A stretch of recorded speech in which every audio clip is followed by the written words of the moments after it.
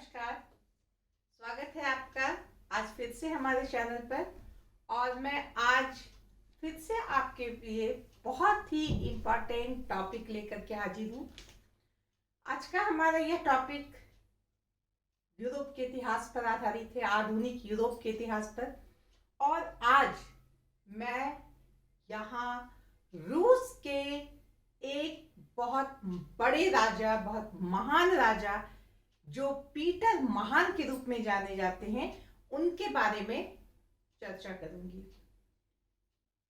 हमने पढ़ा है मध्यकालीन युग में किस तरह सामंतों की बहुत अधिक प्रधानता थी, उनका महत्व बहुत बढ़ा हुआ था। आधुनिक काल आते आते हमने क्या देखा कि सामंतों का जो प्रभाव था वो खत्म होता है और राजाओं का प्रभाव बढ़ना आरंभ होता है। इसी क्रम में बहुत सारे राजाओं का उदय हुआ और इन राजाओं ने नए तरीके से अपने देश को विश्व मानचित्र में अपना एक जगह बनाने का प्रयास किया। उन्हीं में एक पीटर महान थे। आज हम रूस के इतिहास के बारे में पढ़ रहे हैं। रूस के शासक थे पीटर महान और इन्होंने रूस को एक आधुनिक देश बनाने का बीड़ा उठाया। कहा जा सकता है कि पीटर महान जो है आधुनिक रूस के जनक थे। उन्होंने ही पहली कोशिश की थी कि रूस में आधुनिकीकरण हो, पाश्चात्य रंग ढंग के साथ वो चले। और जो ये पहला प्रयास था वह पीटर महान का था। इसीलिए बहुत बार सवाल आता है कि रूस के इतिहास में पीटर महान की उपलब्धियों की चर्चा करें, या सवाल आता है कि किस तरह पीटर महान आधुनिक रूस के जन्मदाता थे। तो इस तरह के जितने भी सवाल हैं उसका जवाब ये हो सकता है। तो आज मैं आपको बहुत ही संक्षेप में, बहुत ही सरल भाषा में ये बताऊंगी कि पीटर महान की ऐसी कौन सी उपलब्धि है, या उनकी गृह नीति और विदेश नीति क्या है, या उन्होंने रूस को आधुनिक बनाने के लिए क्या किया। आज की वीडियो में आप इसे जानें। वीडियो पूरा देखें, लाइक करें, सब्सक्राइब करें, शेयर करें, लेकिन कम से कम वीडियो पूरा देख के अपने ज्ञान में वृद्धि करें। तो चलिए हम बात करते हैं पीटर महान की। पीटर महान का जन्म रोमानोव वंश में हुआ था। रोमानोव वंश के थे वो, और माइकल रोमानोव वंश के संस्थापक थे। इनका जन्म 30 मई 1672 ईस्वी में हुआ था, 1672 ईस्वी में हुआ था। और बचपन से ये बड़े ही चंचल प्रवृत्ति के थे। उन्हें ऐसा नहीं कि पढ़ने लिखने में बहुत मन लग रहा है, वो राजघराने के थे तो उनका अलग उनका रहन सहन अलग, उनका विचार हो, ऐसा कुछ नहीं था। वो एक प्रकार से बचपन में बहुत ही उच्छृंखलित प्रवृत्ति के थे। और बचपन इनका मास्को में बीता। मास्को में जब ये रहते थे उस समय बहुत सारे मास्को में विदेशी लोग भी रहते थे, पुर्तगाल के लोग रहते थे, डेनमार्क के लोग रहते थे। तो इन सारे देशों के लोगों से, वहाँ के जो उन परिवारों के बच्चे थे उनके साथ ये मिलते जुलते थे, उनकी भाषा को सुनते थे और कुछ कुछ इन्होंने सीख भी लिया था। कहने का मतलब ये थोड़े बहुत ही मस्त अंदाज के बच्चे थे और इन्होंने खेलना कूदना इन्हें पसंद आता था। बच्चों के साथ खेल रहे हैं, किस तरह व्यूह बना रहे हैं, रणनीति क्या होना चाहिए, खेल खेल में ये युद्ध नीति की बात करते थे। युद्ध के लिए व्यूह बनाना, किस तरह से दुश्मनों को हराना, ऐसी ऐसी बातें वो खेल में करते थे। उस समय उन्हें पता नहीं था कि भविष्य में ये उन्हें सचमुच में करना होगा अपने देश के लिए, ये उन्हें पता नहीं था, लेकिन बचपन से वो ऐसे थे। 1682 में हम क्या देखते हैं, इनके बड़े भाई की मृत्यु हो गई, वो उन्होंने ही राजभार संभाला हुआ था, और इसके बाद इन्हें शासक बना दिया गया। 1682 ईस्वी में इन्हें शासक बना दिया। उस समय मात्र वो 10 साल के थे। इनके पिता का नाम अलेक्सिस था। अब चूंकि ये इस समय अल्पवयस्क छोटे बच्चे थे, 10 साल के बच्चे थे, तो इन पर शासन का भार सौंपना उचित नहीं था। इस उद्देश्य से इनकी बड़ी बहन सोफिया को शासन का भार सौंपा गया कि जब तक ये वयस्क नहीं होता है तब तक सोफिया राजकाज संभालेगी। इस तरह से हम देखते हैं कि 1689 में पीटर ने राजगद्दी संभाल ली, वो पूरी तरह से राजा बन गए। अब हम बात करते हैं कि राजा बनने के बाद जो इनका काम था वो क्या था। तो सबसे पहले इनके विचार जो थे कुछ हटके थे। इन्हें रूस को, जैसा कि मैंने बताया कि यूरोपीय राजनीति में या यूरोप के मानचित्र में अपना एक अलग स्थान देना चाहते थे। उन्हें भी लगता था कि फ्रांस, इंग्लैंड, जर्मनी की तरह रूस का भी स्थान हो, जबकि रूस बहुत ही पिछड़ा हुआ जगह था। एक तो चारों तरफ से वो थल क्षेत्रों से घिरा हुआ था, उसके पास कोई बंदरगाह नहीं था, उसके पास एक माने समुद्र पार करके एक जगह से दूसरे जगह जाने के लिए जो खुला रास्ता होता वो नहीं था। तो ऐसी स्थिति में रूस बहुत ही रूढ़िवादी, पिछड़ा हुआ एक देश था, बड़ा देश था मगर पिछड़ा हुआ, रूढ़िवादी। तो पीटर महान के मन में क्या इच्छा हुई कि हमें रूस को एक बहुत मॉडर्न देश बनाना है। उसके लिए उनको आगे बढ़ना पड़ा। सबसे पहले उन्होंने क्या की, सबसे पहले नई राजकीय सेना बनाई। पहले रूस में नियमित सेना नहीं थी, और इसमें भी सबसे पहले हम बात करेंगे कि यहाँ पर एक सेना होती थी, अंगरक्षक की सेना, जिसे कहा जाता था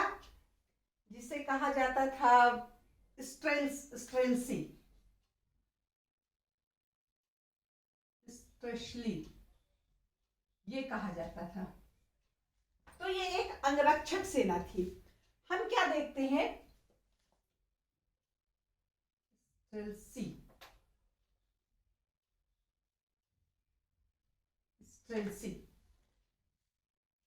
जब ये राजा बन गए, एक बार ये विदेश यात्रा के लिए गए थे। ऐसे में क्या हुआ कि सोफिया का बेटा, उसका भी नाम अलेक्सिस ही था, उसने पीटर के जगह पर अपने को राजा घोषित करने की कोशिश की, और इसके लिए जो वहां का अंगरक्षक था, उन लोग का बॉडीगार्ड का एक दल जो कहा जाता था स्ट्रेलसी, उन्होंने उसका साथ दिया।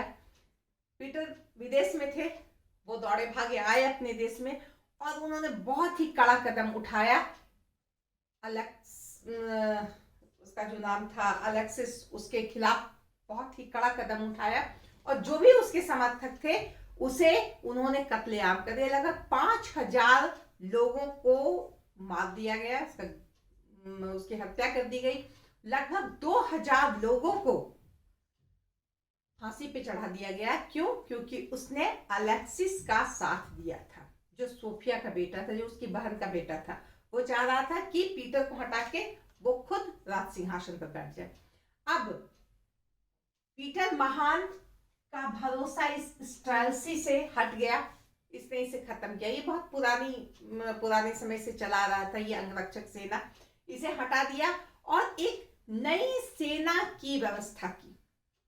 एक आधुनिक सेना जिसको कहा जाए, जिसमें जो है उसकी नियुक्ति होती थी सही तरीके से, योग्य लोग रहते थे उसमें, साथ ही साथ वो राजा के प्रति वफादार होते थे। तो जब स्ट्रेलसी को समाप्त कर दिया गया, यह एक बहुत बड़ी बात थी कि राजा के द्वारा इतना बड़ा कदम उठाना जो बरसों से ये चला आ रहा है, इसे समाप्त कर देना, यह वो सामंती काल का था, वो सामंती प्रभाव का एक नमूना था, उसे उन्होंने बड़े आराम से समाप्त कर दिया। यह एक बहुत बड़ा काम था उसके कार्य, उसकी गृह नीति के लिए। सामंती सभा का अंत। एक सामंती सभा होती थी, उसका नाम था बायर्स। बायर्स नाम की एक सामंती सभा थी, जो कि वही रूढ़िवादी विचारों वाली थी। उसके पास ऐसे बहुत सारे कानून थे जो राजा को आगे बढ़ने में बाधा डालते थे, जो देश को आगे बढ़ने में बाधा डालते थे। इसलिए वो इस बायर्स को सोचते, पीटर ने सोचा कि इसे अब खत्म करना चाहिए, क्योंकि यह सामंती सभा थी और बिल्कुल रूढ़िवादी और राजा की विरोधी एक प्रकार से। उससे राजा अपने आप को सुरक्षित नहीं पा रहा था। ऐसे में उन्होंने क्या किया, बायर्स को उन्होंने अंत कर दिया और उसकी जगह पर एक सलाहकार का एक सभा बनाया, जिसमें वही लोग थे जो राजा के अपने थे, जो राजा के शुभचिंतक थे। और इसके साथ ही हम देखते हैं कि इसमें जितने भी सदस्य होते थे वह राजा के प्रति उत्तरदायी होते थे। राजा इनकी नियुक्ति करता था, इनके हाथों में बहुत अधिक शक्ति थी। तो इस तरह से सामंती सभा का अंत करना, यह भी पीटर की गृह नीति का एक बहुत बड़ा अंग था। होली सनद, ये क्या था? चर्च, हम जानते हैं कि चर्च का कितना प्रभाव था यूरोप में, मध्यकालीन यूरोप में, आधुनिक यूरोप में भी चर्च का बहुत अधिक प्रभाव था। पीटर महान ने सोचा कि चर्च यहाँ के लोगों की आस्था का केंद्र है। चर्च जो बोल देता है वह सभी को मान्य होता है, तो हमें चर्च को अपने साथ लेकर के चलना है। चर्च से ऐसा संबंध बना के रखना है कि वह हमारा किसी भी तरह से बुरा ना कर सके। इस उद्देश्य से उन्होंने क्या किया, जो कैथोलिक चर्च होता है, रूढ़िवादी ये होता है, रूढ़िवादी चर्च, कैथोलिक चर्च, उसको मान्यता दिया गया। और जब रूस का जो चर्च है, जो हेड था चर्च का, जो वहां का धर्माध्यक्ष था, उसकी मृत्यु के बाद उसने क्या किया कि होली सनद नाम का एक संस्था बनाया, जिसका हेड वह खुद था। यानी चर्च का हेड वह खुद हो गया एक प्रकार से। होली सनद नाम का एक संस्था बना करके, और उसमें जितने भी सदस्य थे वह पीटर के अपने लोग थे। इसमें जो सदस्य थे वह इनके द्वारा नियुक्त होते थे। इनका काम जो था चर्च से संबंधित तो था ही, साथ ही साथ ये राजा के हित में काम करते थे। इनका काम था कि किस तरह राज्य में कितना बाइबल का प्रकाशन हो, किस तरह चर्च का जो प्रसार होता है, धर्म के प्रति जो काम होता है, वो सारा कुछ हो। तो इस तरह से होली सनद बना करके उन्होंने क्या किया कि चर्च को अपने हाथों में कर लिया। और जब चर्च उनके हाथ में आ गया तो फिर क्या बात है, क्योंकि आम जनता चर्च को बहुत ही वैल्यू देती है अभी भी। मजबूत सैन्य व्यवस्था। अब हुआ कि सैन्य व्यवस्था, बहुत अच्छी सैन्य व्यवस्था करनी है, क्योंकि अभी मैंने बताया कि रूस में एक नियमित सेना नहीं थी। अब नियमित सेना की व्यवस्था की गई, उसका नियुक्ति होने लगा, सेना की नियुक्ति होने लगी, और उसके लिए एक सिस्टम बना। एक सिस्टम के तहत सेना की नियुक्ति होने लगी। अब गांव के ग्रामीण क्षेत्र से हो चाहे शहरी क्षेत्र से हो, हर जगह से सेना लोगों को लिया जाने लगा, सेना में भर्ती किया जाने लगा। गांव में 20 घर पर एक व्यक्ति को सेना में आना पड़ता था, और जो शहर के जो बड़े लोग हैं, अभिजात्य वर्ग के लोग हैं, उनके हर घर के लोग को सेना में आना पड़ता था। बिल्कुल जर्मनी के स्टाइल में यह निश्चित कर दिया गया कि हर घर के लोगों को सेना में आना पड़ेगा। सेना के लिए एक वर्दी बनाई गई, सेना का एक सिस्टम बनाया गया, सब कुछ एक ऐसा सिस्टम, जो एक मॉडर्न सिस्टम, जो पुराने स्टाइल से बिल्कुल ही अलग था। सेना को अच्छे अच्छे अस्त्र शस्त्र दिए गए, आधुनिक अस्त्र शस्त्र से उसको लिस्ट किया गया। नौसेना, एक नौसैनिक दल की भी व्यवस्था की गई। वो उस समय रूस के लिए एक बहुत बड़ी बात थी। कहा जाता है कि पीटर महान के अंत के समय, लगभग 1724-25 के समय, बड़ी बड़ी नौसेनाएं जो है वह रूस में थी। लगभग 48 बड़े सैनिक, जो नौसैनिक जहाज थे वो थे। और इसके अलावे और भी जो सेना थी वह ऊपर माने तैनात थी। अब हम बात करेंगे सुदृढ़ शासन व्यवस्था। अब जो है शासन व्यवस्था पर ध्यान दिया गया कि शासन व्यवस्था को सुचारू रूप से चलाया जाए। वहां पे प्रीकॉज होता था, प्रीकॉज नाम का एक जगह संस्था था जो विभाग का कोई विभाग को संभालता था। जैसे कि यहाँ पर किसी विभाग का, हर विभाग का अपना अपना एक मंत्री होता है या डायरेक्टर होता है, मंत्री होता है, तो उसे प्रीकॉज होते थे। ये प्रीकॉज हर विभाग के अलग अलग होते थे और लगभग 50 प्रीकॉज थे। इन प्रीकॉज में आपस में कोई तारतम्यता नहीं थी। जैसे कि मान लीजिए कि एक सड़क बन रहा है, सड़क विभाग वाला सड़क खोद करके चला गया, बिजली का तार और बिजली का पोल वो उखाड़ देता है, तो उसे छोड़ दिया कि नहीं अब तो ये बिजली वाला आके इसको बनाएगा, जो आजकल भी इसी टाइप का चीज होता है। तो अब वो प्रीकॉज का जब मन करेगा तब वो बिजली का खंभा उठाएगा, बिजली का तार लगाएगा। ये मैंने उदाहरण के लिए बताया। कहने का मतलब एक विभाग का दूसरे विभाग से कोई लेना देना, कोई संपर्क, कोई समन्वय नहीं था, जिसके कारण प्रशासनिक अव्यवस्था फैली हुई थी। अब ऐसे में क्या किया गया, इन प्रीकॉजों को समाप्त कर दिया गया। ये जो प्रीकॉज थे इसको समाप्त कर दिया गया और उसकी जगह कॉलेजियम नाम की संस्था को खोला गया। अब केंद्रीय शासन के अलावा प्रांतीय शासन जो थे उसको रहने ही दिया गया, उसके गवर्नर को रहने दिया गया, लेकिन केंद्र से प्रांतों पर एक कड़ी नजर या बहुत ही चौकसी के साथ नजर रखी जाने लगी प्रांतों पर। तो केंद्र से लेकर प्रांत तक, जैसा कि हमें पता कि रूस एक बहुत बड़ा क्षेत्र है, बहुत बड़ा देश है, इसमें जो है बहुत सारे प्रांत थे। इन प्रांतों में भी व्यवस्था हो, इसके लिए केंद्र से स्पेशल निगरानी रखी जाने लगी और इससे क्या हुआ कि यहाँ की शासन व्यवस्था मजबूत होने में बहुत सहायक हुई। सुदृढ़ अव्यवस्था, अर्थव्यवस्था। अर्थव्यवस्था को मजबूत करने के लिए कृषि को महत्व देना, कृषि क्षेत्र में सुधार लाना, ये किया गया। बहुत तरह के अनाज का उत्पादन, बहुत तरह के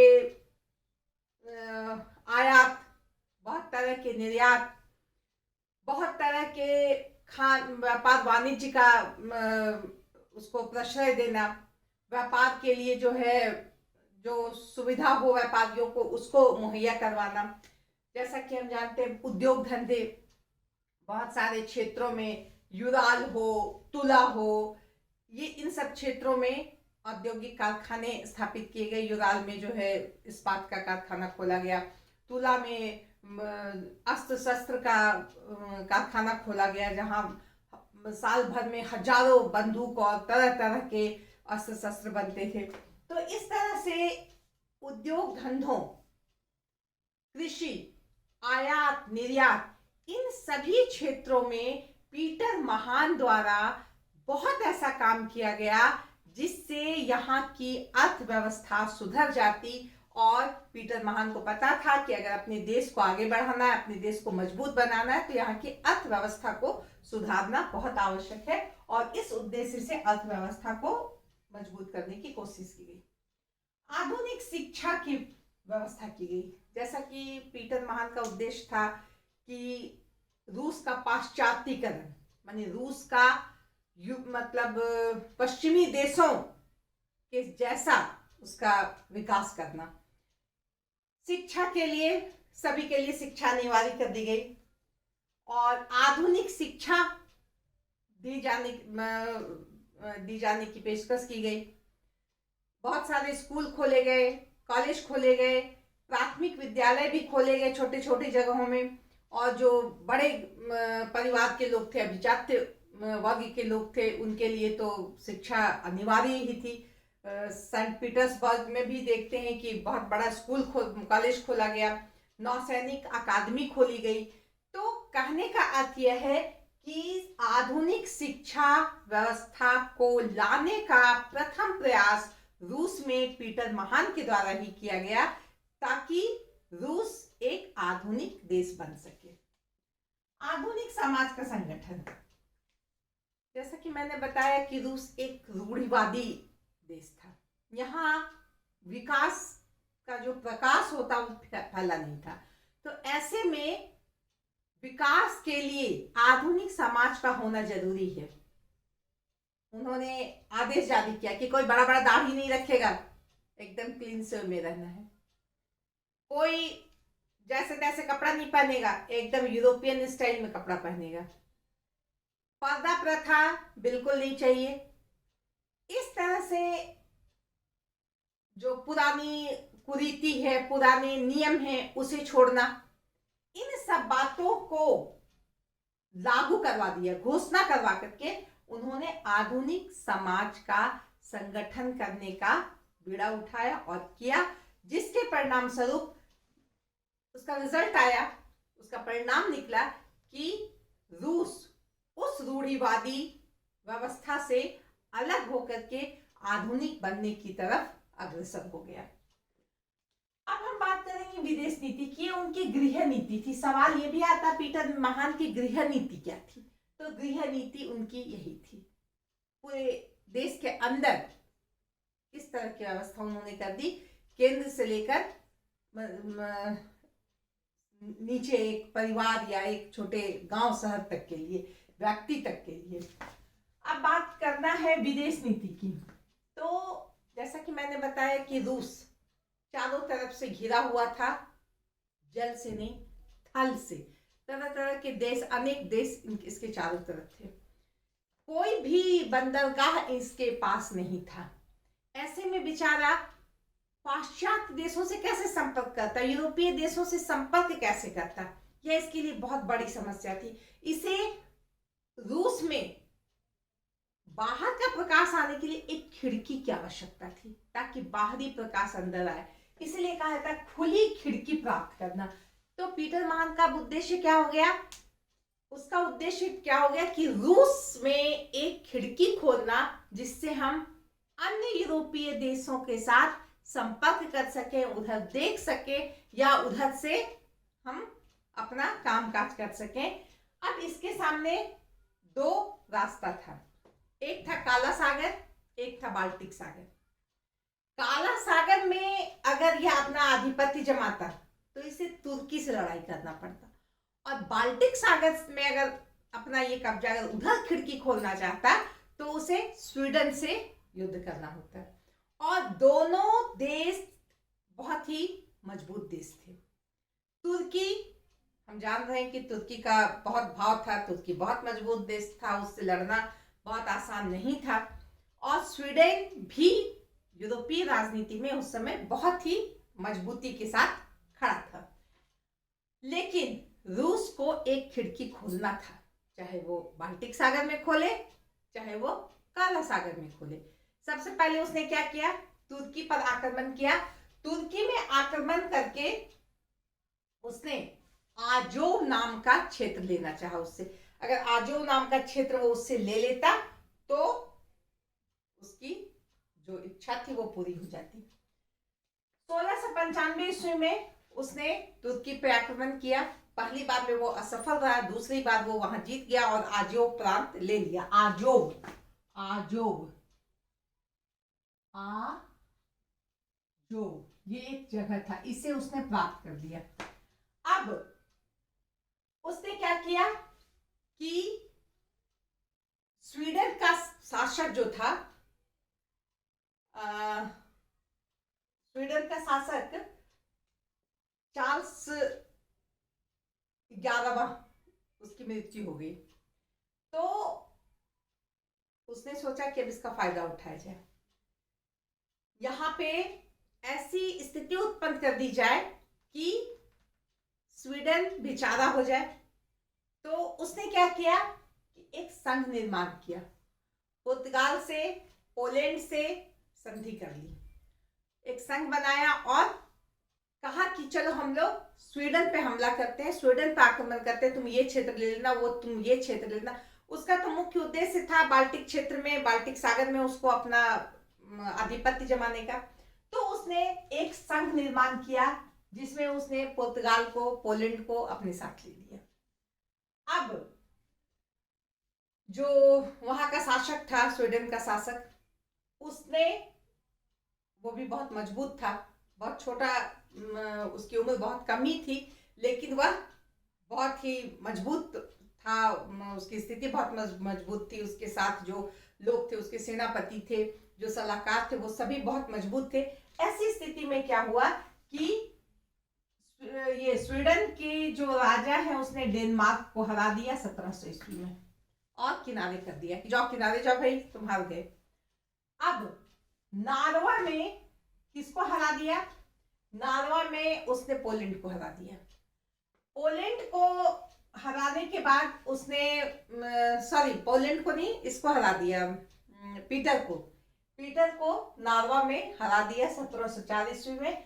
और हम देखते हैं कि उसने जब डेनमार्क को हरा दिया, पोलैंड को हरा दिया, रूस को हरा दिया, तो उसकी जो इच्छा थी वो बहुत ही अहंकारी हो गया, बहुत घमंडी हो गया कि अब तो हम कुछ भी कर सकते हैं। रूस स्वीडन के राजा से दोस्ती करने गया, लेकिन उसने उसे इनकार कर दिया, नहीं मुझे तुमसे दोस्ती नहीं चाहिए, और उसने मॉस्को पर आक्रमण कर दिया। मॉस्को में जब स्वीडन के राजा ने आक्रमण किया तो पोल्टावा नाम का एक जगह है, वहां पर 1709 ईस्वी में उसकी हार हो गई, चार्ल्स 12वें की हार हो गई। और इसके बाद हम देखते हैं कि वह सोचा कि अब क्या करे, उसने तुर्की से अपना संबंध जोड़ा, चाहे तुर्की से संधि की, और तुर्की से संधि रूस के खिलाफ की, लेकिन रूस भी कम चालाक नहीं था। रूस कहने का मतलब पीटर भी कम चालाक नहीं था, उसने तुर्की के साथ संधि कर ली और तुर्की के राजा को ये क्षेत्र आजोव दे दिया, और 1711 में वह तुर्की और रूस एक हो गया। अब स्वीडन का शासक अकेला हो गया था और अंततः उसकी हार हुई और नेस्टार्ट की संधि हो गई 1721 ईस्वी में, और स्वीडन का जो राजा था वो मारा भी गया। नेस्टार्ट की संधि के बाद उससे बहुत सारा क्षेत्र मिल गया। कौन कौन सा क्षेत्र? कारेलिया, लिवोनिया, एस्टोनिया, इंग्रिया और फिनलैंड का दक्षिणी भाग। इतना कुछ मिल जाने से वह सागर, समुद्र में भी वह राजा हो गया।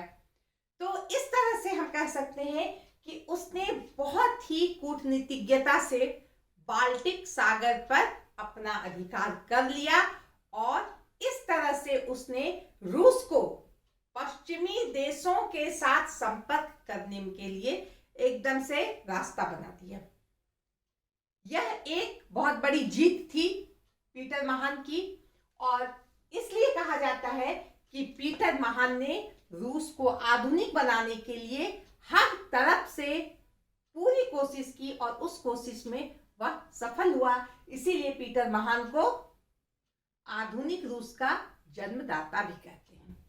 यह भी सवाल आता है कि आधुनिक रूस का जन्मदाता पीटर महान को कैसे कहते हैं? तो इसलिए कहते हैं क्योंकि उन्होंने इतना काम किया। तो इसके साथ ही मैं आज का ये चैप्टर यहाँ समाप्त करती हूँ। धन्यवाद।